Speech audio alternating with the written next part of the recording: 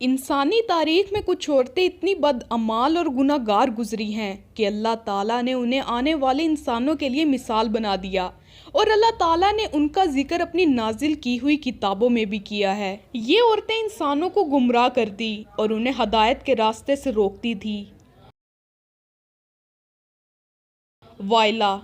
وائلہ حضرت لوط علیہ السلام کی بیوی تھی۔ یہ وہ عورت تھی جو اپنی قوم کے لوگوں کے گناہ میں ساتھ دیتی تھی۔ اردن اور اسرائیل کی سرحدوں پر، جسے آج ڈیڈ سی کہا جاتا ہے، بحیرہ مردار نامی جھیل موجود ہے۔ نمک سے بھری اس جھیل میں زندگی کا کوئی نام و نشان نہیں۔ آج سے ہزاروں سال پہلے یہ انتہائی خوبصورت زرخیز خطہ تھا، جہاں کثرت سے اناج اور پھل لگتے تھے۔ اس خطے میں سدوم اور گمورہ نامی شہر آباد تھے۔ یہاں کے لوگ ایسی برائی میں مبتلا تھے جو آج سے پہلے دنیا میں یہ گناہ کسی نے نہیں کیا تھا۔ یہاں کے لوگ مرد مردوں سے اور عورت عورتوں سے اپنی خواہش پوری کرتے تھے۔ اللہ تعالیٰ نے ان کی طرف حضرت لوط علیہ السلام کو نبی بنا کر بھیجا تاکہ ان کو ہدایت مل سکے۔ حضرت لوط کی بیوی اپنی قوم کے لوگوں کے ہم خیال تھی۔ اللہ کے نبی کے ساتھ ساری زندگی رہنے کے بعد بھی یہ عورت ہدایت نہیں پا سکی۔ حضرت لوط علیہ السلام نے اپنی قوم کے لوگوں کو بہت سمجھایا اور اللہ کے عذاب سے ڈرایا، لیکن وہ سرکش قوم نہ مانے۔ تب اللہ نے اس قوم پر عذاب دینے کے لیے فرشتوں کو بہت خوبصورت نوجوان لڑکے بنا کر بھیجا۔ حضرت لوط علیہ السلام کی بیوی، جو اپنی قوم کے گناہ گار لوگوں سے ملی ہوئی تھی، اس نے جا کر ان لوگوں کو خبر دی کہ ہمارے گھر خوبصورت نوجوان لڑکے آئے ہیں۔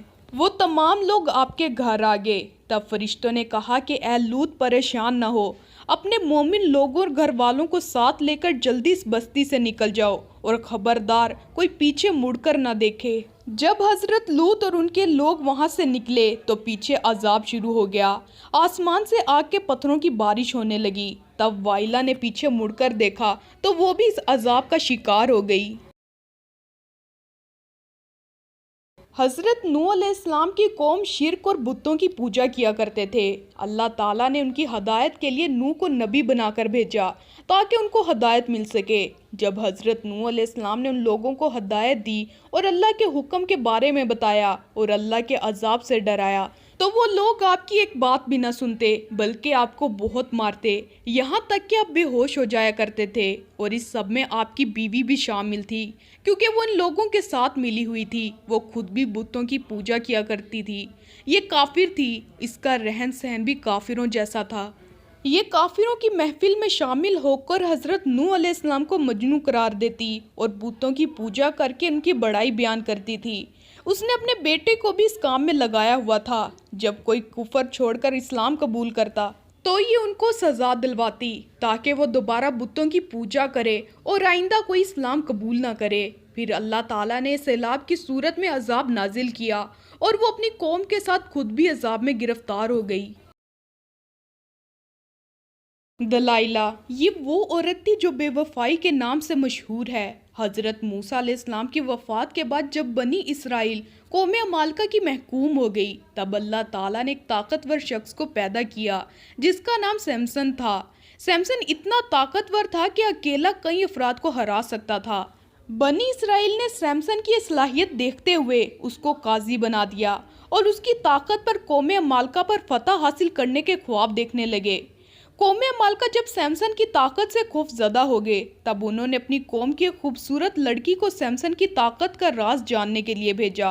سمسن اس خوبصورت لڑکی کا دیوانہ ہو گیا اور اس نے اپنی طاقت کا راز بتا دیا کہ اس کی طاقت کا راز اس کے لمبے بالوں میں ہے۔ تب ایک رات اس لڑکی نے موقع دیکھ کر سمسن کے لمبے بال کاٹ دیے۔ پھر اسی رات قوم عمالقہ نے سمسن پر حملہ کر کے اس کی دونوں آنکھوں کو زخمی کر دیا اور اسے قید کر لیا اور خوشی میں جشن منانے لگے۔ پھر سمسن نے اللہ تعالیٰ سے اپنے گناہوں کی معافی مانگی اور توبہ کی۔ اللہ تعالیٰ نے اس کو اس کی کھوئی ہوئی طاقت واپس کر دی۔ جن دو ستونوں کے درمیان سمسن کو باندھا گیا تھا، اس نے اپنی طاقت کے ذریعے ان کو گرا دیا تو سارا محل زمین بوس ہو گیا، جس کی وجہ سے سمسن، دلائلہ اور قوم عمالقہ سمیت ہزاروں افراد مارے گئے۔ جیزبیل یہ ایک بت پرست عورت تھی جس نے اپنے ساتھ اپنے شوہر کو بھی بت پرستی پر لگایا ہوا تھا اور پھر ساری قوم کو بال دیوتا کی پوجا کرنے کے لیے کہا۔ جب حضرت یرمیہ نے جیزبیل اور اس کے شوہر کو بتوں کی پوجا سے روکا تو اس گناہگار عورت نے نیزے سے آپ کو شہید کر دیا۔ حضرت یرمیہ نے اس کو بددعا دی کہ جس خوبصورت بدن اور چہرے پر تجھے ناز ہے، جلدی اسے جنگلی کتے کھائیں گے۔ اللہ تعالیٰ نے اس قوم کی ہدایت کے لیے حضرت الیاس علیہ السلام کو مبعوث کیا۔ تب ملکہ ایمان لانے کی بجائے آپ کی بھی دشمن ہو گئی۔ پھر کچھ عرصہ بعد اسرائیل پر وحشی قبائل نے حملہ کر دیا اور ملکہ کو زخمی حالت میں پھینک دیا، اور بہت سے جنگلی کتے جمع ہوئے اور ملکہ کا گوشت کھانے لگے۔ عطالیہ جیزبیل کی ایک خوبصورت بیٹی تھی، لیکن یہ بھی جیزبیل کی طرح کفر، شرک اور تکبر میں مبتلا تھی، اور اس کی شادی اپنے پڑوسی ملک میں ہو گئی، اور وہاں بھی اللہ تعالیٰ کی عبادت کی بجائے بال دیوتا کے مندر بننے لگے۔ پھر اسی وحشی قبائل نے اس جگہ پر حملہ کیا جو اس کی ماں جیزبیل کے موت کے ذمہ دار تھے۔ وحشی قبائل کی وجہ سے بادشاہ ایک غار میں چھپ گیا اور وہیں اس کی موت ہو گئی۔ وحشی قبائل عطالیہ اور اس کی بیٹی کو ساتھ لے گئے اور قید کیا۔